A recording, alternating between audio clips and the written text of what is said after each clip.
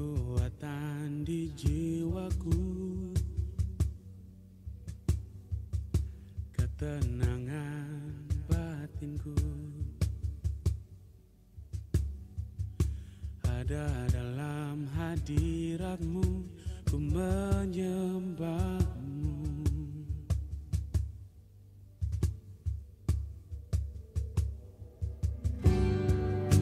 Sungguhku di kakimu, rasakan hadiratmu. Takkan ku melepaskanmu, kau cahaya bagiku, mengiringmu seumur hidupku, masuk dalam rencanamu Bapa. Pikiranku, kehendakku, ku serahkan padamu. Harapanku hanya di dalam-Mu, ku kan teguh bersama-Mu Tuhan. Jadikanku berjanamu untuk memuliakan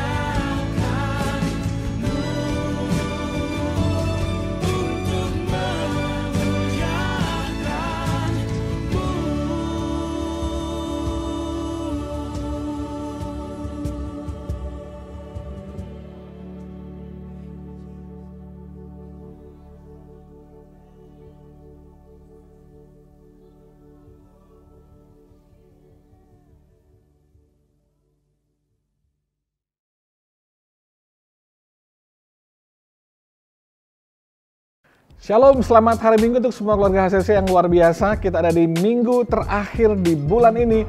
Luar biasa, Tuhan baik untuk kita semua. Bagi semua saudara yang ada di rumah, yang sedang isoman, semangat, cepat sembuh, hati yang gembira adalah obat. Dan mari kita siapkan hati kita bersama hari ini untuk bisa beribadah bersama-sama dengan sukacita. Karena Filipi 4 ayat 4 bilang begini, bersukacitalah senantiasa dalam Tuhan.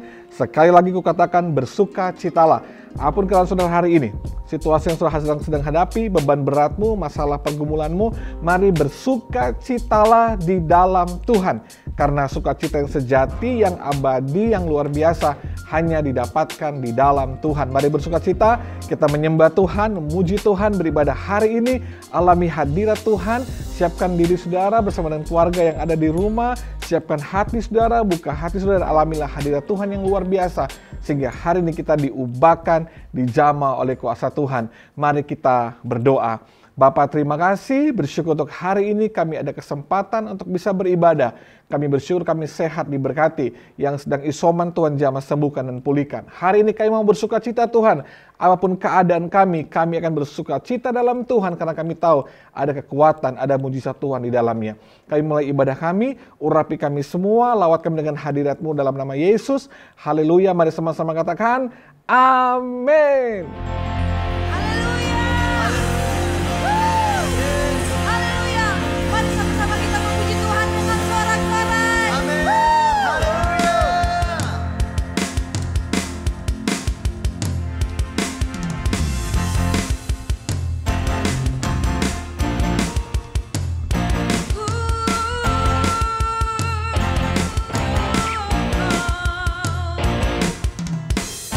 Pujilah nama-Mu Tuhan, kuat dan penuh kemuliaan. Satu suara kami nyatakan, kebesaran-Mu tetap selamanya.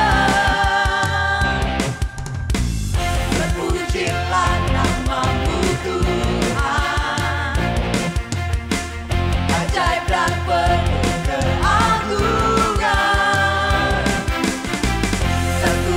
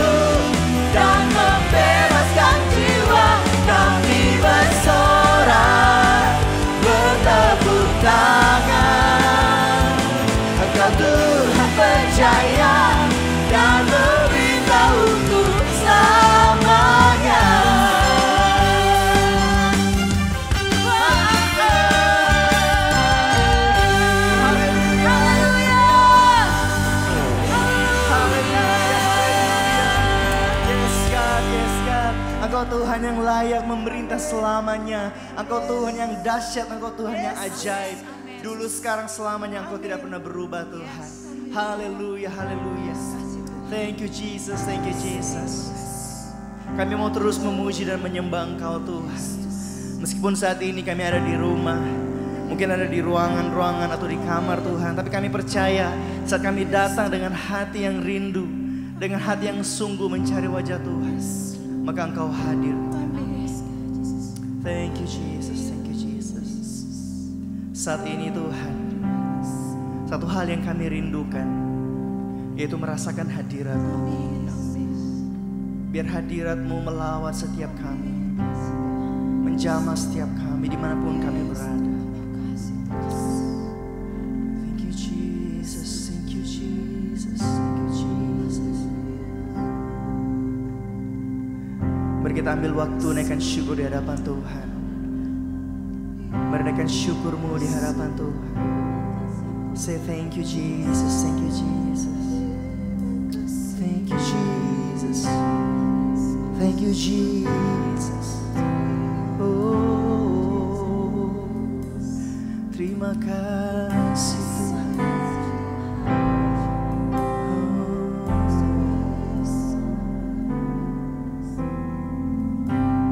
Can't go back to the beginning.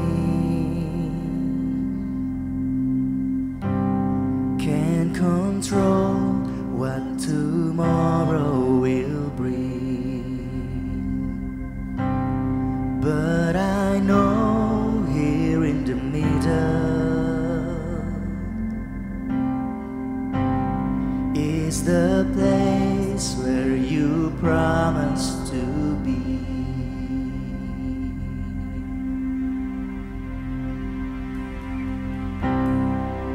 I'm not enough unless you come. Will you meet me here again? 'Cause all I want, 'cause all I want is all you are. Will you meet me here again? Oh.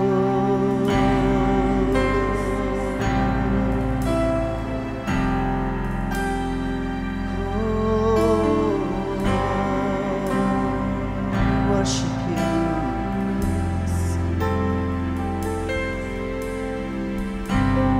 As I walk now through the valley, let your love rise above every fear, like the sun shaping the shadow. In my weakness, your glory appears.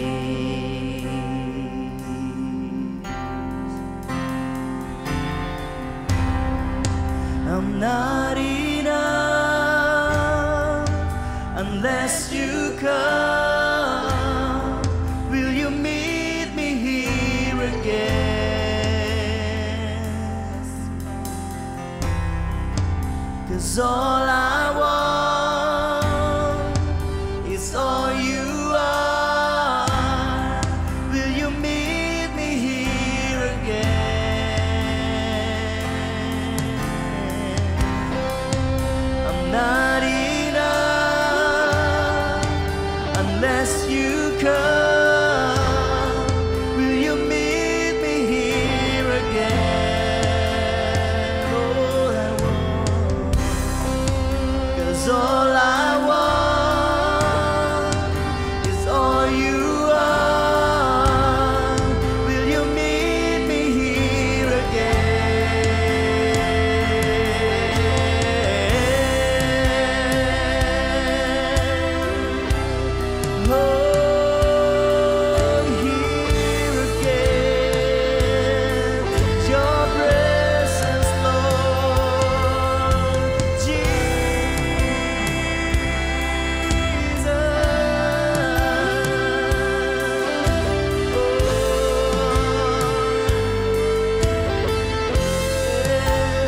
not for a minute was I forsaken. The Lord is in this place. The Lord is in this place. Oh, Holy Spirit, dry bones awaken. The Lord is in this place. The Lord is in this place.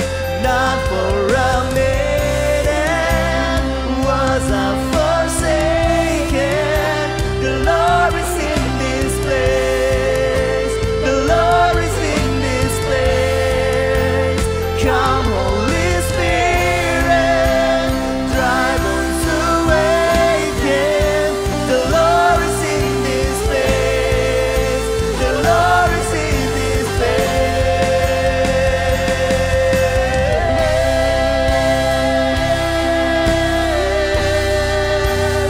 Come, Holy Spirit, oh, bring me here again.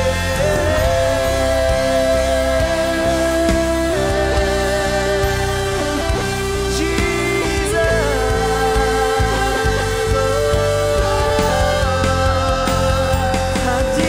hadiratmu Tuhan, penuhi setiap kami, jamah setiap kami. We worship you,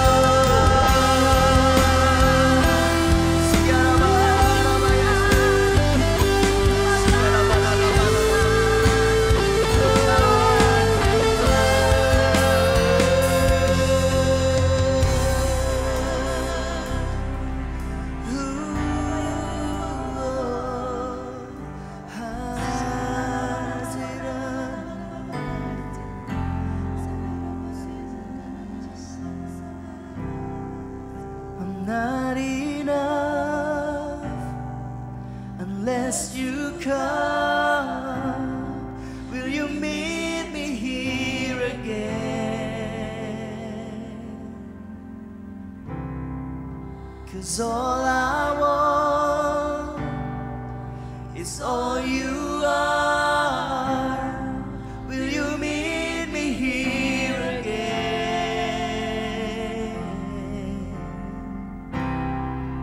I'm not enough unless you come.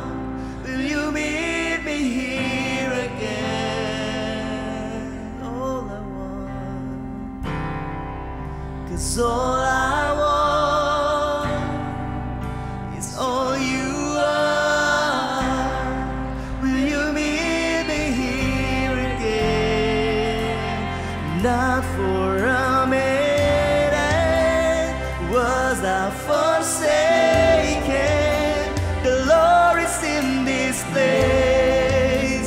The Lord is in this place. Come, Holy Spirit, dry bones awaken. The Lord is in this place. The Lord is in this place. Come on, sing. Not for a minute was I forsaken. The Lord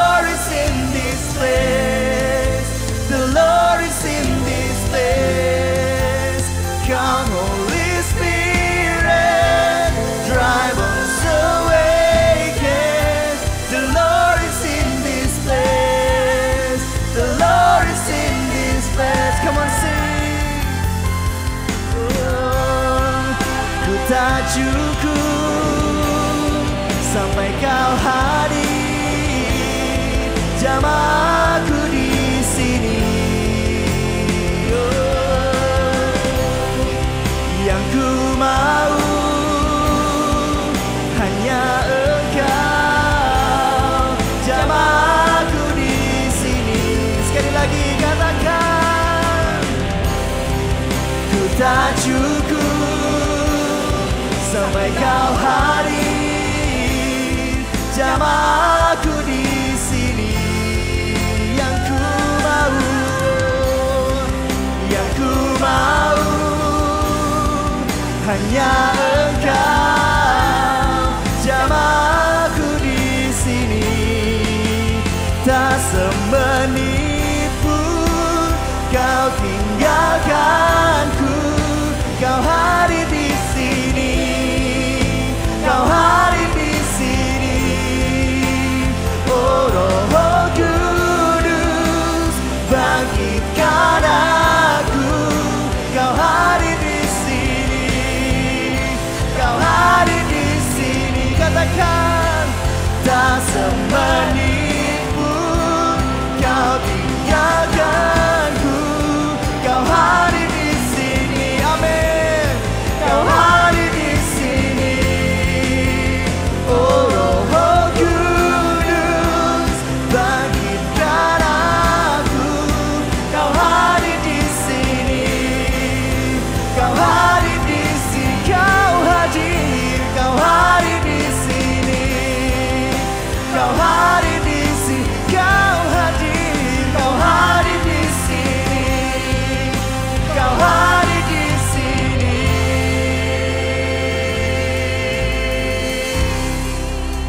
Tak cukup sampai kau hadir, jamaku di sini. Oh, yang ku mau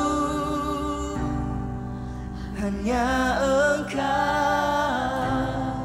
jamaku di sini.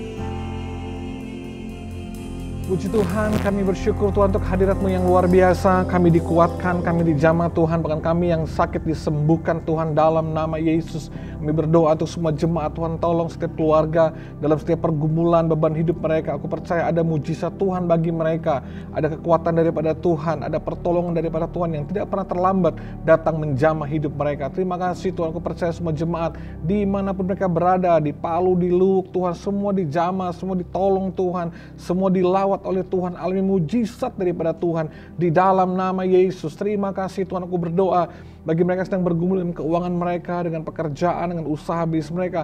Tuhan berkati, Tuhan buka jalan, Tuhan campur tangan. Percaya ada mujizat dari Tuhan, setiap keluarga diberkati, suami, istri, orang tua, anak diberkati. Ada kebahagiaan dan kasih sayang luar biasa bagi semua jemaat Tuhan. Terima kasih Tuhan, kami mau bersyukur untuk keluarga di HCC yang berulang tahun sepanjang minggu ini. Kami berdoa buat anak Hani Maros, berdoa buat Ibu Cynthia Veronica Galoanta, Bapak Frankie Rau, Ibu Vera Honandar, Bapak Budi Suartono, Saudara Sekina Merpati, Saudari Felni, dan Ibu Veronica Palialu.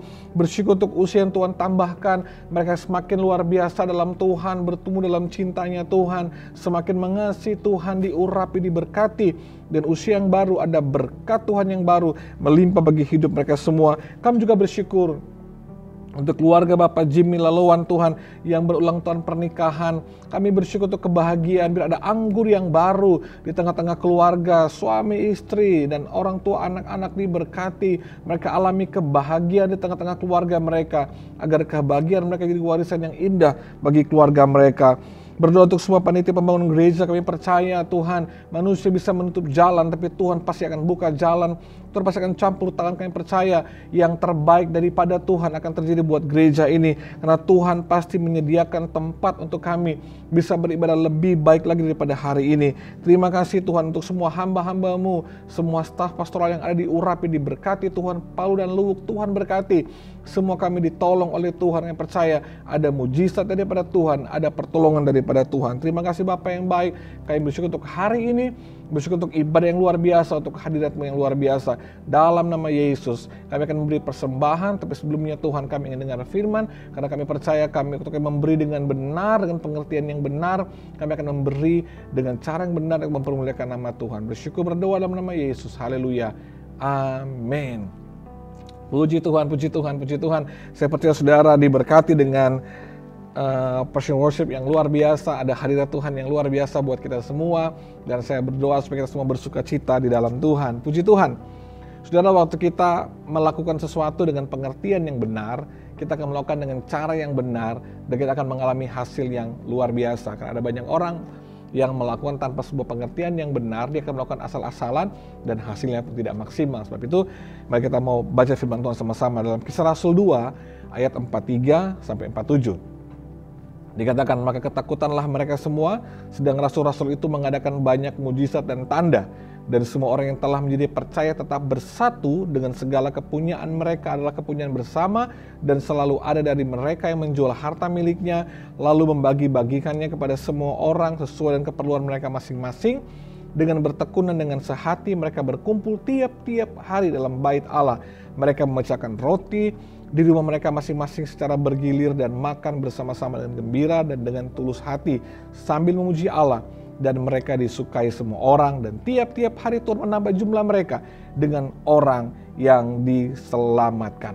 Kita lihat jemaat mula-mula, saya suka dengan endingnya, menambah jumlah mereka dengan orang yang diselamatkan tiap-tiap hari.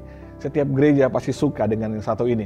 Ada jemaat yang ditambahkan. Sebagai gembala, saya juga senang dan bersuka cita kalau setiap minggu menyapa, halo ada jemaat baru, mereka berangkat tangan. Wah, luar biasa, senang sekali.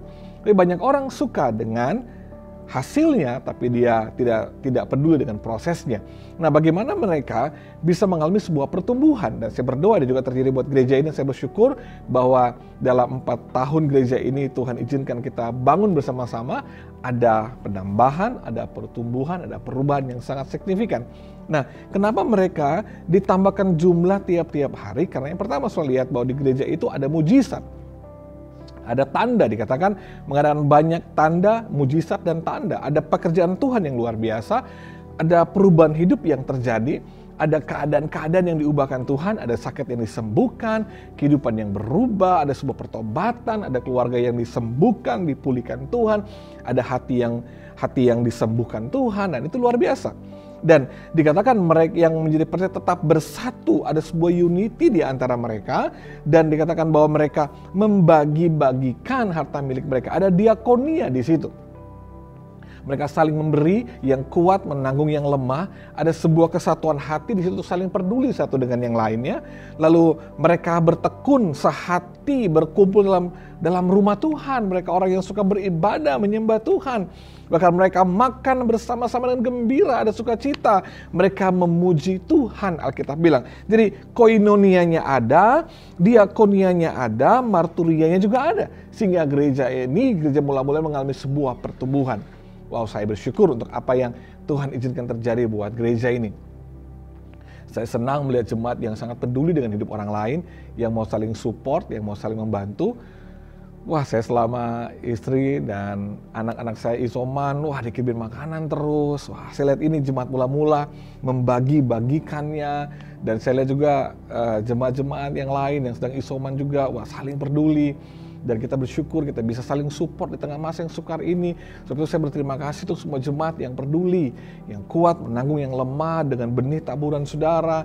Di rekening diakonia kita bisa saling support. Kami menyediakan paket vitamin, buah saudara. Kita bisa antigen jemaat. Udah kurang lebih hampir 400-an alat antigen yang kita gunakan untuk bisa swab jemaat dari rumah ke rumah. Itu semua bisa terjadi, nggak simsalabim, nggak terjadi dengan tiba-tiba, karena itu terjadi karena ada hati yang mengasihi Tuhan, love God dan love people. Ada hati yang terbuka, mau saling berbagi seperti jemaat mula-mula ini. Dan sehingga dengan demikianlah jumlah mereka bertambah-tambah. Karena ada hati yang mengasihi. Nggak hanya mengasihi Tuhan, tapi mengasihi sesama dengan sebuah tindakan nyata. Sekali lagi saya terima kasih buat semua jemaat. Saudara nggak hanya menyatakan bahwa saudara mengasihi Tuhan dan mengasihi sesama, tapi saudara membuktikannya.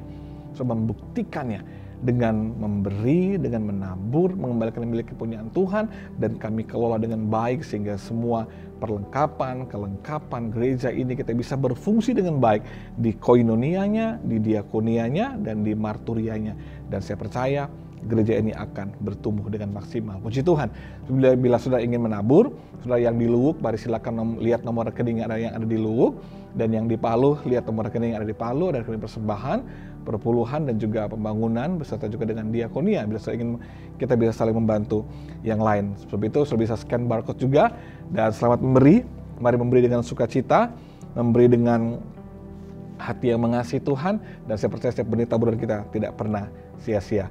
Selamat memberi, Tuhan memberkati kita semua. Baik, sambil saudara akan memberikan persembahan, akan ada beberapa tambahan pengumuman dari saya. Untuk ibadah minggu depan, saudara akan menunggu informasi dari gereja sambil melihat situasi dan perkembangan yang ada, apakah kita sudah bisa on-site minggu depan atau tidak, karena minggu depan kita akan perjamuan kudus, saudara. Jadi kami tim pastoral akan terus memantau keadaan situasi yang terjadi. Saya bersyukur sudah banyak jemaat yang sembuh, yang pulih, dan saya bersyukur untuk tim kami yang gerak cepat gitu ya, bisa swab ke rumah-rumah jemaat sehingga kita bisa cepat dapat kondisi jemaat seperti apa, dan kami cepat bisa menolong saudara. Jadi saudara bisa menunggu nanti informasi selanjutnya. Puji Tuhan, saudara, ada kelas Spiritual Journey batch yang keempat ya, sudah kelas yang keempat kita akan buka. Nah, bagi saudara yang belum tahu apa itu Spiritual Journey, itu adalah kelas pengajaran di gereja ini terdiri dari 4 kelas, dari 4 bagian. Nah, apa yang akan kita pelajari di situ, itu akan pelajari tentang dari saudara bagaimana saudara dari jemaat sampai saudara bisa jadi melayani Tuhan. Ada banyak pelajaran-pelajaran yang sangat menarik dan luar biasa. Saudara akan belajar selama 4 kali pertemuan ini, dan saya berharap saudara jemaat bisa join di dalamnya. Kita hanya buka 30 pendaftaran saja karena kami ingin lebih maksimal. Sebab itu saudara segera daftarkan diri saudara di nomor WhatsApp gereja atau langsung ke saudara Rizky di nomor handphone yang ada di bawah ini, saudara. Puji Tuhan, dia sudah bisa join bersama-sama dan kami bisa belajar, dan saya percaya dengan pelajaran yang baru ini akan menolong saudara semakin bertumbuh di dalam Tuhan. Baik, puji Tuhan, meskipun saudara ada di rumah, saya ingin menyapa ada dari antara saudara yang jemaat baru gitu di gereja ini yang beribadah secara online. Saudara bisa ketik di chat di bawah, bilang saya baru, shalom apa kabar, dan saya menyambut saudara. Puji Tuhan bisa di keluarga di HCC, kami akan memfollow up saudara lebih dalam lagi. Puji Tuhan, saya berharap saudara semua diberkati Tuhan, dan ini waktunya untuk kita bermingle time. Saudara yang ada di rumah, mari lihat istri, suami, anak, orang tua, atau siapapun di rumah saudara, dan say hello sama mereka, berikan pelukan kasih sayang buat mereka. Katakan Tuhan mengasihimu, shalom, selamat hari Minggu. Dan kita bermingle time, dan kita akan dengarkan firman Tuhan. Puji Tuhan, hari ini kita akan diberkati dengan seorang hamba Tuhan yang luar biasa. Bagi saya, dia bukan hanya seorang pendeta, tapi dia seorang teman yang sangat baik dengan saya. Bahkan mungkin mentor juga buat saya, karena saya ikut beberapa kali kelas-kelas beliau yang mengubahkan banyak hal di hidup saya, dan bersyukur juga untuk mujizat Tuhan di hidup mereka. Mereka menikah sejak tahun 2007. Mereka bergumul berdoa untuk seorang anak, saudara. Udah segala macam cara mereka lakukan, program yang mereka buat, saudara, dan tidak ada hasil. Tapi di saat mereka sudah mungkin tidak melakukan apapun lagi, tiba-tiba tahun lalu, tahun 2021, akhir tahun, Tuhan buat mujizat. Dan istri daripada hamba Tuhan ini hamil. Itu mujizat yang luar biasa. Saya bersuka cita, saya menghubungi beliau, kasih selamat, dan terus berdoa supaya kandungan istrinya baik, mereka luar biasa, sehingga anak yang lahir sehat dan sempurna diberkati Tuhan. Perkenalan saya dengan beliau itu dimulai dari sebuah buku yang sederhana. Buku ini saya baca sebelum HCC ini mulai, dan buku ini mengubah banyak hal di hidup saya, mengubah cara memimpin saya, mengubah banyak hal di hidup saya. Buku ini simple, tipis, kecil, tapi sangat dalam sekali. Dari buku ini saya kenal beliau, akhirnya saya ikut kelas beliau, ketemu dengan dia, dan dia pernah datang ke Palu untuk berkhotbah, dan saudara sangat diberkati dengan postingan dia di Instagram. Saudara diberkati dengan buku-bukunya yang luar biasa. Dan sebab itu mari kita sambut bersama seorang hamba Tuhan yang luar biasa yang pasti akan memberkati kita di hari ini, Pastor Joshua Iwan Wahyudi dari Abalov Barat.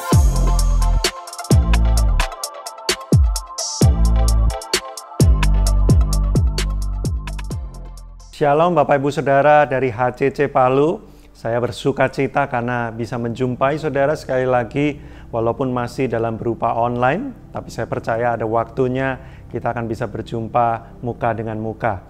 Thank you Pastor Roni untuk memberikan saya kesempatan bisa sharing di hari Minggu ini. Dan sebuah tema yang saya bahas merupakan sebuah tema yang sebenarnya saya sangat menyukai sekali berbicara tentang ini, yaitu keintiman dengan Tuhan. Tapi harus diakui bahwa konsep keintiman dengan Tuhan ini adalah sesuatu yang tidak mudah untuk dipahami, karena banyak sekali di antara kita, orang-orang yang beragama, menganggap agama dan keintiman atau hubungan dengan Tuhan itu sesuatu yang penuh dengan ketegangan. Ya, kita waktu sekolah dulu kita masih ingat, nggak tahu ya kalau Anda ya, kalau saya dulu sekolah tuh ingat banget bahwa kita sebagai umat beragama, tugas kita adalah menuruti perintah Tuhan dan menjauhi larangan Tuhan. Itu saya sampai teringat-ingat selama bertahun-tahun, sehingga tercipta sebuah konsep hubungan antara saya dan Tuhan itu sesuatu yang menegangkan.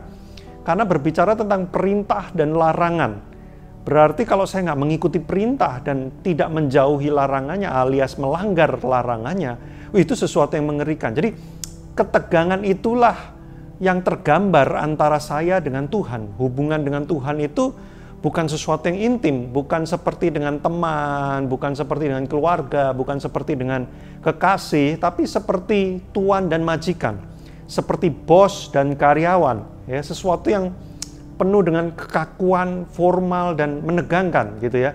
Makanya ketika semakin saya mempelajari Alkitab dan saya menemukan kekristenan itu begitu unik, karena memposisikan Tuhan itu seperti Bapa. Wah ya, hubungannya itu seperti keluarga. Lalu dikatakan ya, Tuhan menyebut kita itu sahabat. Widih, kok bisa tiba-tiba jadi sahabat? Bahkan pada puncaknya dikatakan bahwa kita ini adalah kekasih atau mempelai Kristus. Wah, berarti kan hubungan yang sangat intim sekali, dekat sekali, eksklusif dan sangat passionate begitu ya. Wah, ini sesuatu yang to be honest akan sulit untuk dipahami.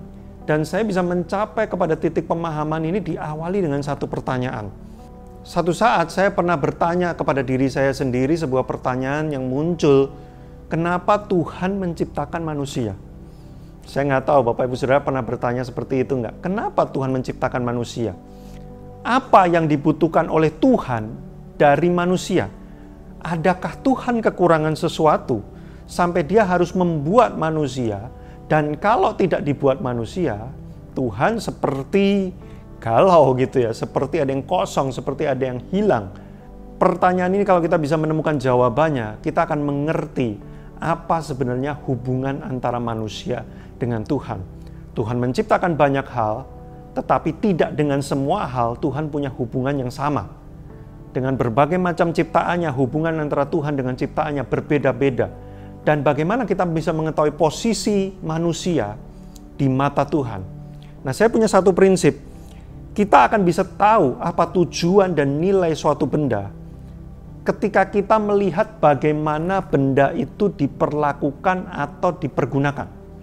Saya ulang, kita akan bisa tahu nilai dan tujuan satu benda dari cara benda itu diperlakukan dan digunakan. Contoh, bagi beberapa orang, air mineral gelas ya, gelasnya, sisanya ya, setelah dipakai untuk minum, gelasnya sudah kosong. Bagi beberapa orang itu adalah sampah, dibuang, dilempar begitu saja, ditinggalkan dan tidak dianggap. Tapi bagi beberapa orang itu dicari-cari.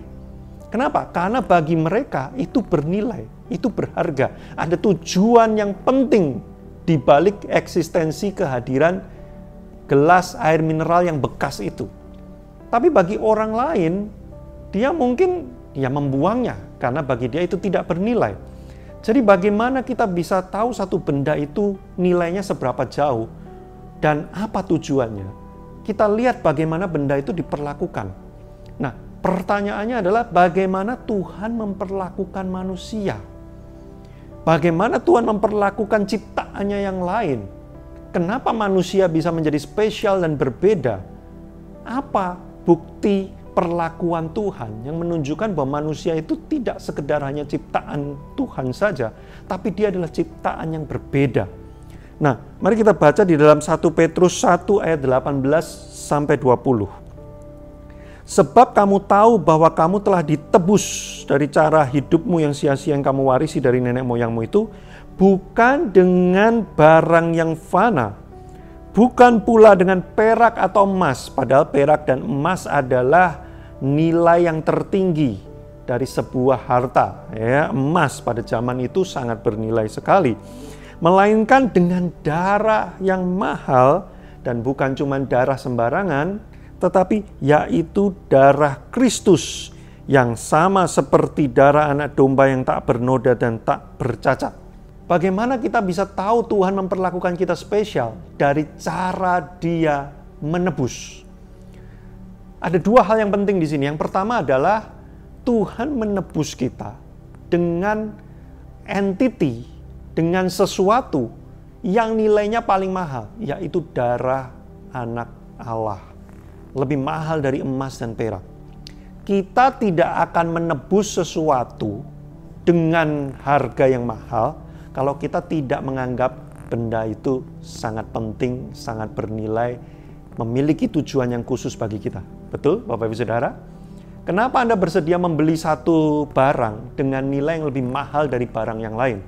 Karena Anda merasa dan meyakini bahwa barang yang lebih mahal ini memang lebih bernilai, memang lebih penting, memang tujuannya lebih dahsyat daripada benda yang lain. Makanya saya bersedia membeli mahal. Nah, kenapa Tuhan mengeluarkan harta termahalnya untuk ditukar dengan manusia? Karena bagi Dia manusia sangat penting dan berarti. Lalu yang kedua juga kata menebus itu memberikan kita satu clue bahwa rupanya tadinya kita itu milik Tuhan. Tapi kemudian untuk sekian waktu kita diambil alih oleh dunia, oleh dosa, oleh iblis. Maka Tuhan tidak membiarkan itu. Dan Dia berniat untuk menebus dan menebusnya dengan harga yang sangat mahal. Artinya apa? Begitu pentingnya manusia sampai Tuhan tidak mau tidak memiliki manusia. Ingat, malaikat juga jatuh dalam dosa. Tapi Tuhan tidak mengirim anak domba Allah untuk menebus malaikat. Malaikat jatuh dalam dosa, disiapkan neraka dan penghukuman. Tapi manusia jatuh dalam dosa, disiapkan anak domba Allah. Tahu dari mana? Ayat 20, kita baca. Ia telah dipilih, Kristus telah dipilih, bahkan sebelum dunia dijadikan. Loh saudara, sebelum kita jatuh dalam dosa saja, Kristus sudah disiapkan. Artinya adalah ketika Tuhan menciptakan manusia, Dia tahu ada kemungkinan bahwa manusia akan jatuh dalam dosa. Tapi Tuhan tidak mau membiarkan itu. Dia ingin manusia terus menjadi milik kepunyaannya sampai selama-lamanya. Itu sebabnya Dia menyiapkan Kristus untuk skenario yang terburuk sekalipun. Jadi Tuhan tidak menyayang-nyayangkan anaknya yang tunggal. Bayangkan, luar biasa sekali. Demi siapa? Demi kita. Jadi di mata Allah, di mata Tuhan, manusia, kita ini adalah sesuatu yang penting dan berharga. Siapa sih yang mau sampai luar biasa menebus, tidak membiarkan hilang dari genggamannya, bahkan rela mengeluarkan habis-habisan demi mendapatkan kembali sesuatu yang berharga. Nah, dalam konteks keluarga kita akan sering menjumpai orang tua yang siap untuk habis-habisan demi tetap memperoleh anaknya di dalam hatinya. Nah, bukankah gambaran yang secuplik kita lihat di keluarga-keluarga apa yang dilakukan oleh orang tua? Mereka berkorban, mereka habis-habisan, mereka mengeluarkan harta terbesar mereka demi supaya anaknya tetap bersama-sama dengan mereka. Nah, inilah gambaran dari Kristus, gambaran dari Tuhan Allah kita. Memandang kita bukan cuma sekedar ciptaan, tapi ciptaan yang spesial dan penting. Ini poin pertama. Poin kedua kita lihat di dalam 2 Timotius pasal yang kedua ayat yang ke-13 dan 1 Yohanes 4 ayat 19. Saya bacakan langsung sekaligus karena dua ayat ini saling melengkapi. 2 Timotius 2 ayat 13, tetapi jika kita tidak setia, Dia tetap setia karena Dia tidak dapat menyangkal dirinya. Dan 1 Yohanes 4 ayat 19, kita mengasihi karena Allah lebih dulu mengasihi kita. Jadi dari dua ayat ini kita melihat bagaimana perilaku Tuhan kepada kita adalah Dia setia walaupun kita nggak setia. Dia sayang, Dia mengasihi kita lebih dulu, bahkan sebelum kita kenal Tuhan itu siapa, dan mengasihi Dia. Jadi artinya apa? Artinya Tuhan menganggap kita sangat penting, karena ketika kita memberontak sekalipun, Dia masih mengusahakan bagaimana caranya supaya kita sadar dan balik kembali. Ini seperti kisah anak yang bungsu yang hilang itu. Anak bungsu yang hilang memberontak dari bapaknya, mau keluar dari rumah, tidak peduli lagi, tidak mau tinggal di dalam rumah itu. Tapi bapaknya tetap setia, menunggu, mengasihi, dan ketika pulang kembali anak itu tetap dianggap seperti anak, seperti semula, seolah-olah tidak terjadi apa-apa. Bahkan makin dirayakan karena dia pulang kembali, seolah-olah seperti lahir kembali, merayakan kelahiran ulang kembali. Itu sebabnya dikatakan ketika ada orang yang menerima Yesus sebagai Tuhan dan dia dilahirkan kembali, surga dan para malaikat bersukacita. Kenapa? Karena yang hilang didapatkan kembali. Segitu, gimana ya, surga Tuhan itu segitu pentingnya, seperti itu menilai kita, saudara. Kalau kita nih karyawan, ya saudara lihat di perusahaan-perusahaan, karyawan nggak setia, pecat saudara ya.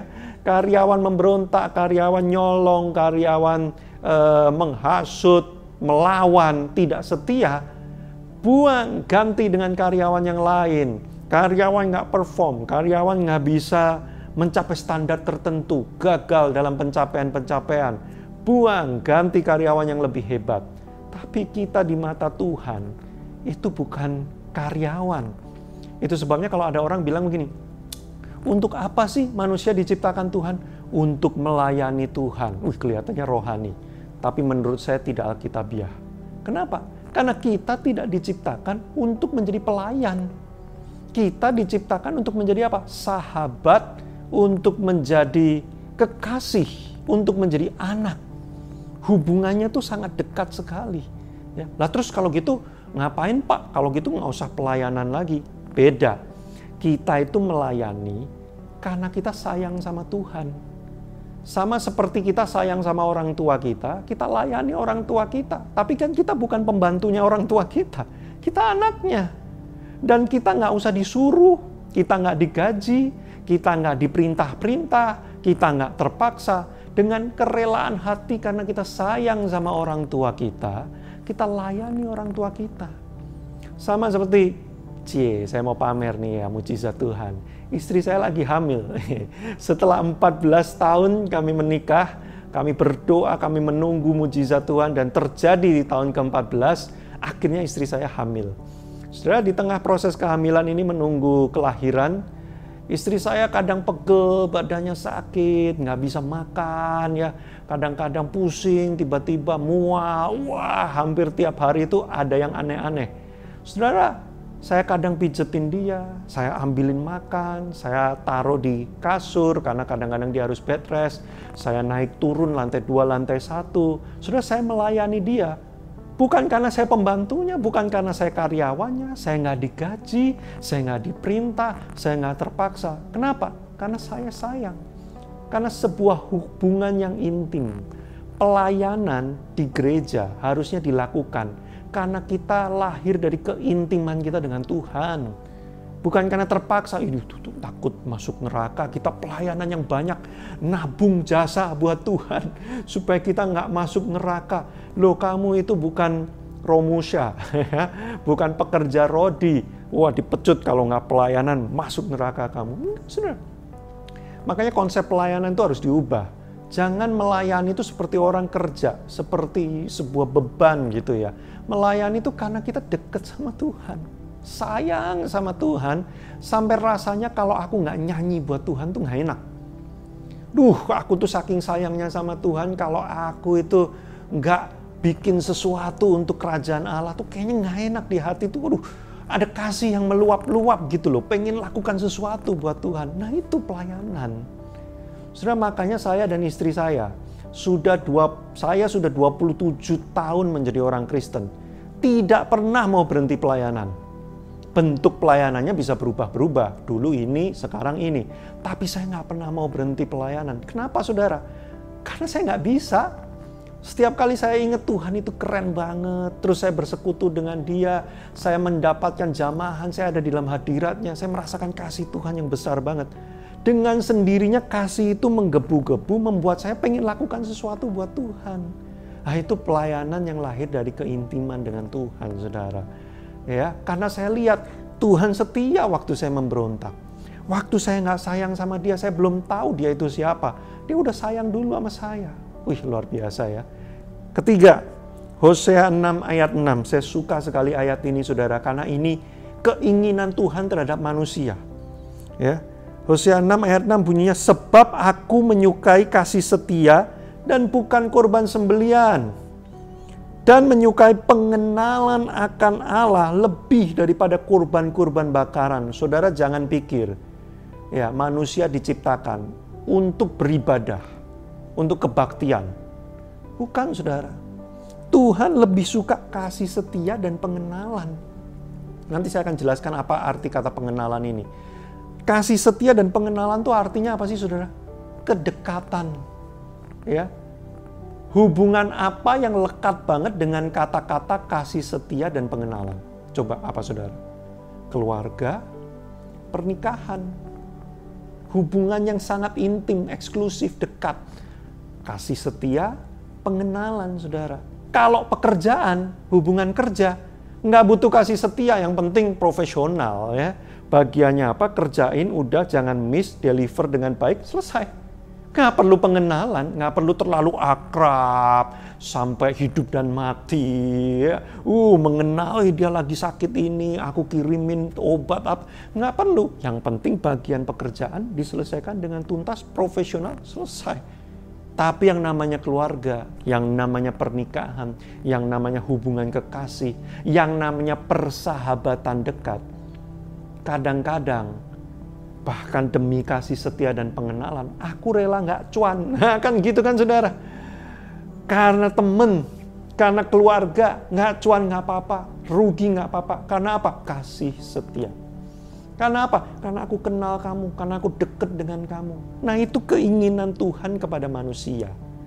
Jadi kalau saudara lihat, saudara pikir ya, banyak orang tuh bilang begini, oh, manusia diciptakan untuk menyembah Allah. Ada benernya, ada salahnya. Salahnya di mana? Kalau menyembah sama dengan menyanyi, salah. Manusia diciptakan untuk menyanyi, ya, memenuhi surga dengan nyanyian. Ya elah, kayak suaramu lebih hebat dari suara malaikat aja. Ya, coba deh nyanyi di rumah ya. Do re mi fa sol la si do gitu ya. Ya, ada yang bagus banget, tapi ada yang nafas aja fales gitu kan. Kalau kayak gitu berarti gagal penciptaan manusia. Ya, sudah, kita nggak diciptain untuk nyanyi, kita nggak diciptain untuk kebaktian. Kita nggak diciptain untuk pelayanan, kita nggak diciptain untuk khotbah, kita nggak diciptain untuk melakukan pekerjaan-pekerjaan. Kita tuh diciptain untuk apa sih, saudara? Kasih setia dan pengenalan. Cuman itu yang Tuhan pengen dari manusia. Kalau malaikat, nah ini dia, saudara. Kalau malaikat jelas diciptakan untuk melayani kebutuhan Tuhan. Makanya kita baca di Alkitab, malaikat menyampaikan pesan Tuhan, menolong umat Tuhan, menjadi kepanjangan tangan Tuhan untuk serving. Itu malaikat. Tapi manusia, enggak loh, saudara. Saudara baca, semua kerinduan Tuhan itu apa? Kasih setia dan pengenalan, keintiman. Tuhan tuh cuman pengen apa sih sama manusia? Pengen deket, pengen punya hubungan yang deket, ngobrol, mengenal. Saudara, pelayanan itu apa? Pelayanan hanyalah hasil akibat karena kita sayang sama Tuhan. Kita nggak tahan kalau kita nggak melayani. Karena pengen mengekspresikan betapa sayangnya. Saudara kayak nggak pernah pacaran aja. Saudara yang pacaran, ya masih ingat nggak waktu zaman-zaman deg-degser ya, yang udah menikah. Saking sayangnya kan, saking cintanya sama pasangannya, nggak tahan kalau nggak beliin bunga, beliin coklat, ajak makan, ya, anterin pulang. Terus apa lagi? Lepas jasnya untuk supaya nggak kedinginan. Itu kan pelayanan yang lahir karena cinta, karena pengenalan, karena sayang, karena keintiman. Nah itu, jadi jangan dibalik. Tuhan nggak pernah ciptakan manusia untuk pelayanan. Yang ada pelayanan terjadi ketika manusia intim dengan Tuhan.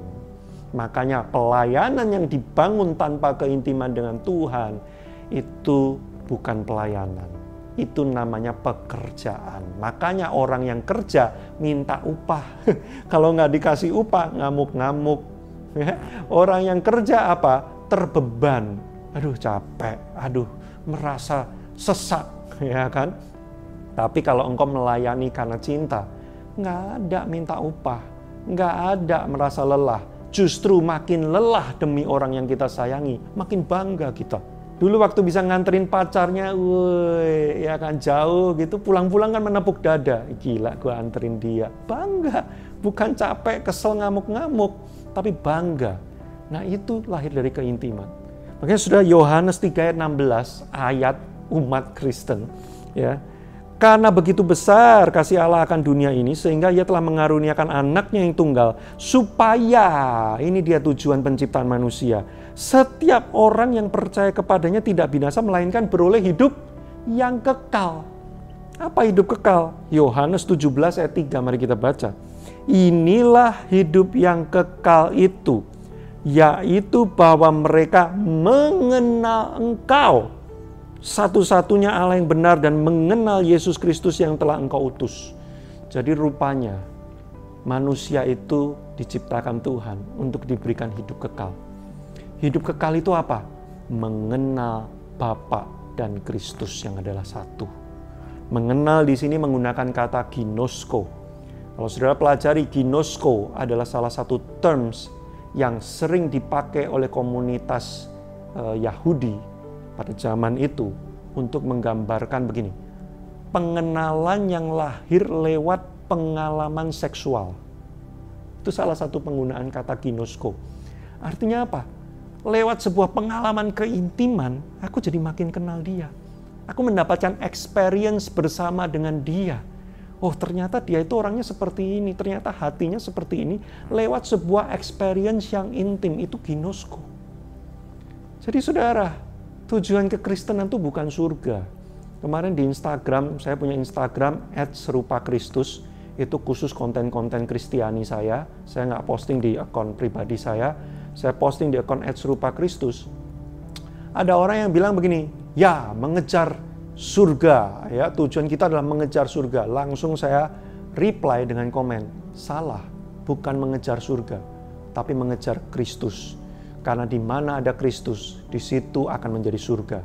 Di mana tidak ada Kristus, sebagus apapun itu tempat, akan menjadi neraka. Saudara, tujuan kekristenan itu bukan masuk surga. Tujuan kekristenan adalah keintiman dengan Kristus. Keintiman dengan Tuhan, saudara.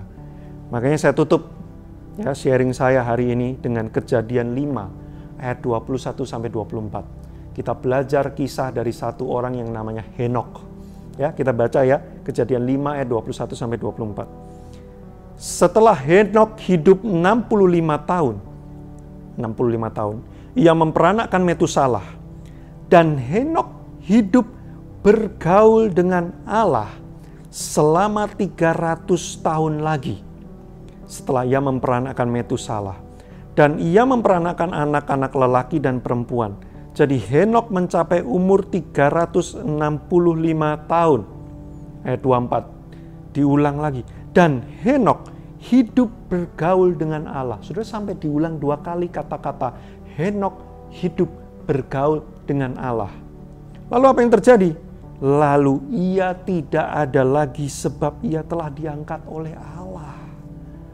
Sudah cuma 2 orang yang tidak mengalami kematian yang tercatat di dalam sejarah Alkitab.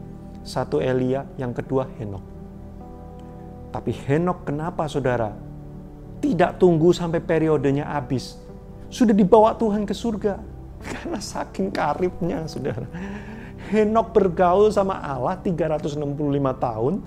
Saking deketnya sampai Allah udahlah gak usah tunggu lama-lama lagi. Sekarang aja bawa kepada kekekalan. Karena Tuhan begitu karib sekali dengan Henokh.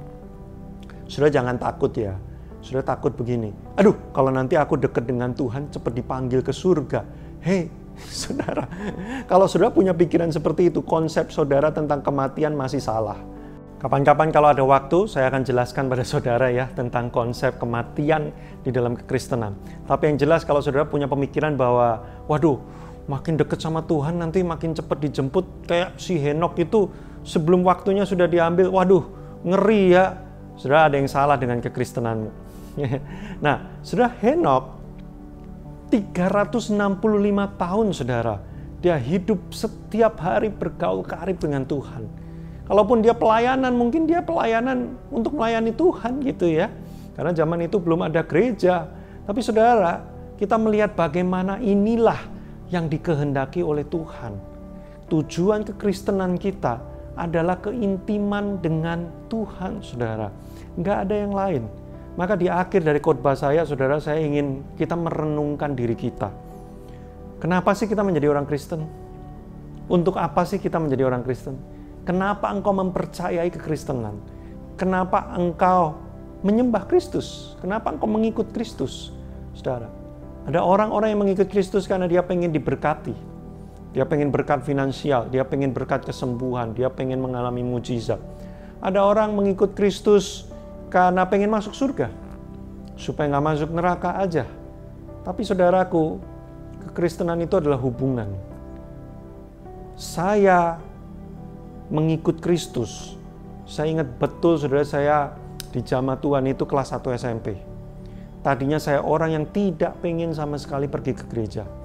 Saya udah diajak oleh kakak saya nggak mau banget. Bahkan saya di sekolah saya ada persekutuan doa, saya terpaksa banget, saya melarikan diri, ketahuan, ditangkap, lalu dibawa ke persekutuan doa itu, dipaksa suruh ikut. Tapi di situ saya di jamaah Tuhan, saudara, saya bertobat. Dan yang membuat saya mau mengikut Kristus adalah karena perjumpaan saya dengan Dia.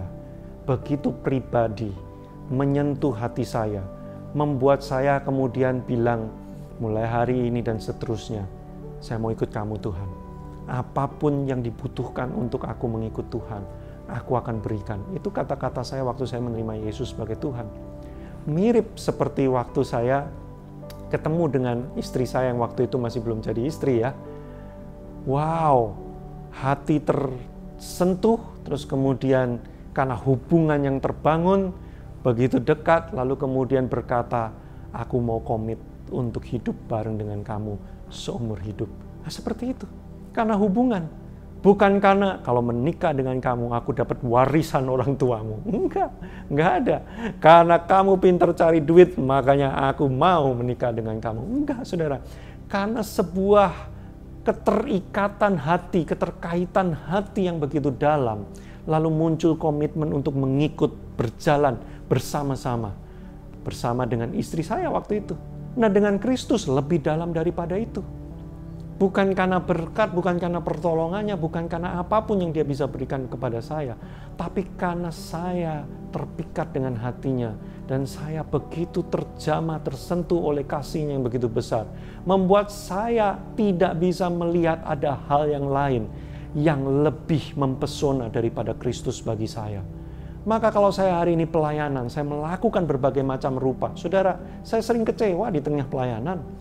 Saya udah bergereja itu 27-28 tahun, saudara. Terlalu banyak alasan untuk saya bisa berhenti dari kekristenan. Tapi kenapa saya tidak pernah bisa berhenti?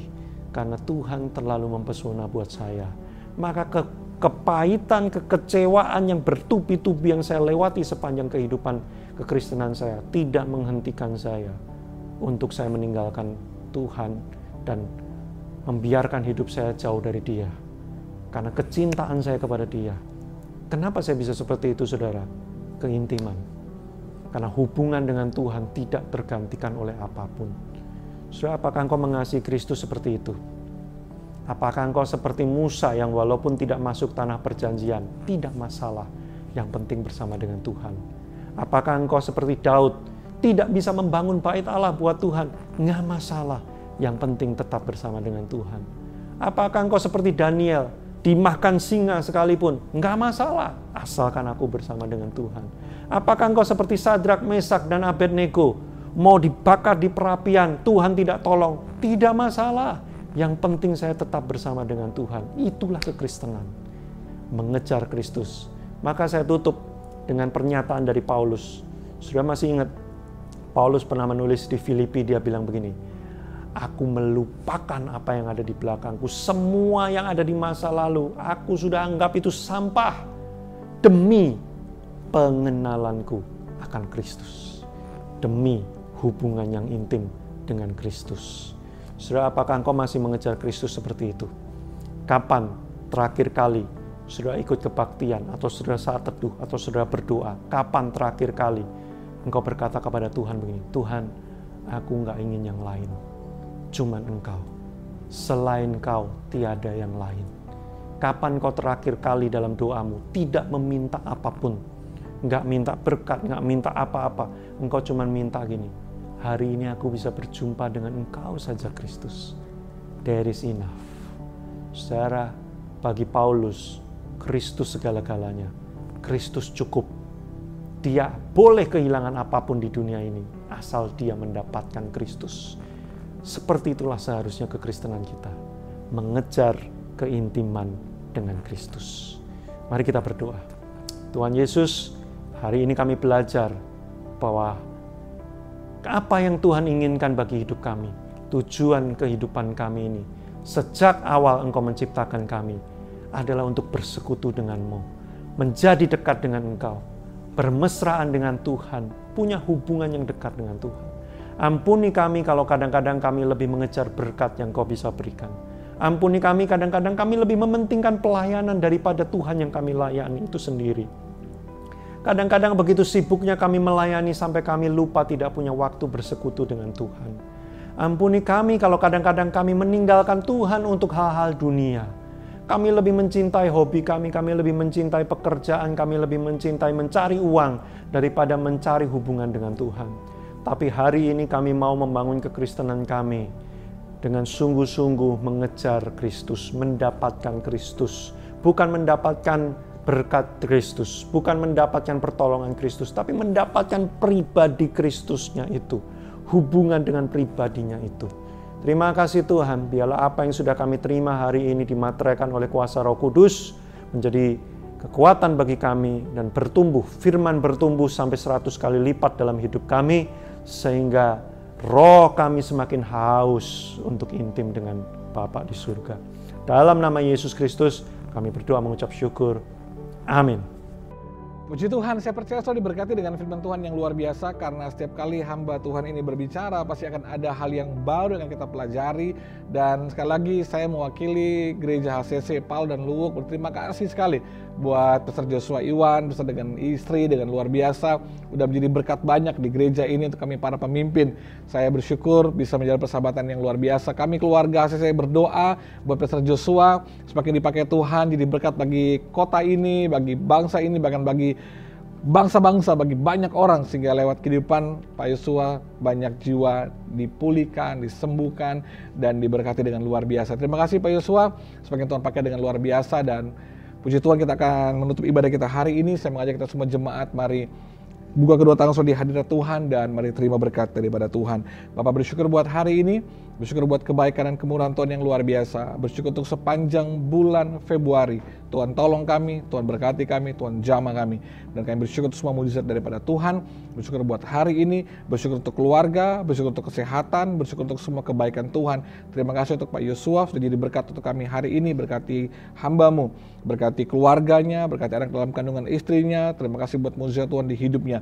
Diberkati, dipakai Tuhan dengan luar biasa, di terangnya Tuhan, jadi berkat Tuhan, nama Tuhan dipermuliakan. Terima kasih untuk kami angkat kedua tangan kami di hadirat-Mu. Dan jemaat diberkati Tuhan, setiap tangan yang diangkat saat ini, tangan-Mu tangan berkatnya Tuhan. Dalam segala hal yang dikerjakan oleh tangan-Mu, Tuhan buat berhasil, sukses, diberkati.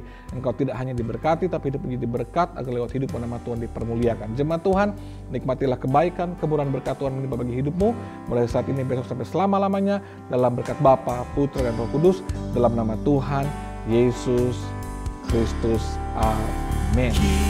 Kiranya Engkau memberkati aku berlimpah-limpah dan memperluas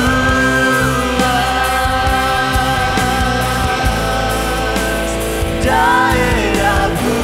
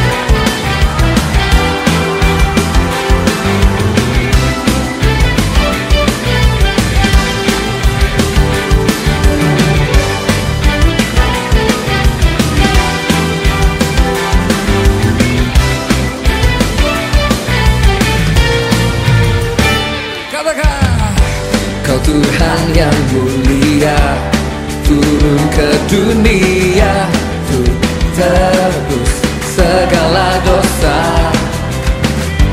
Kau beri keselamatan, beri kesempatan, kasih-Mu mengubahkan. Jika ku akui semua dosaku, maka Kau adalah setia dan adil. Kau kan mengampuni dan sucikan dari segala yang jahat. Tak mau ku hidup bagi dunia ini lagi. Tak ingin kompromi, tak ingin lakukan hal yang dapat dukakan hatimu. Tak mau ku hidup di luar tutur kata firman-Mu yang telah bebaskanku. Yesus, kebenaran-Mu adalah pilihanku.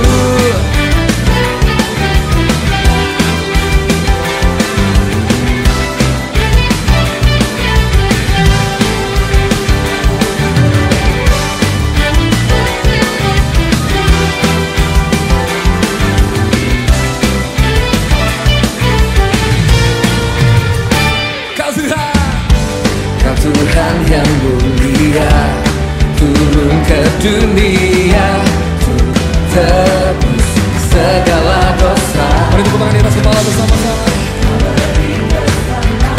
Beri kesempatan, kasih-Mu mengubahkan.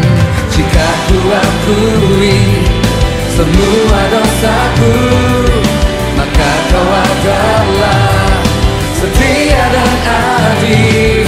Kau kan mengampuni dan sucikan dari segala yang jahat.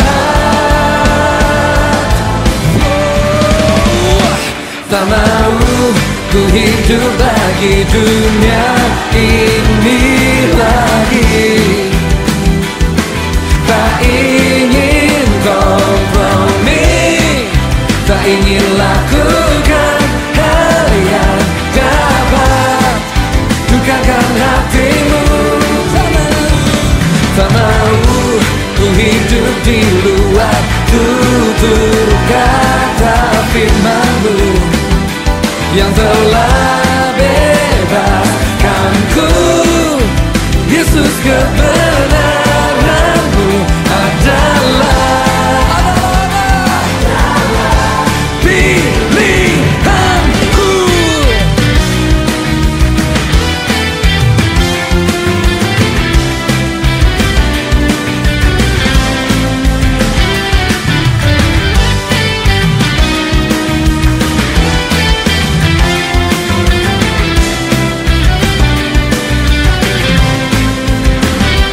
Tak mau ku hidup bagi dunia ini lagi. Tak ingin kompromi, tak ingin lakukan hal yang dapat dukakan hatimu. Tak mau ku hidup di luar tutur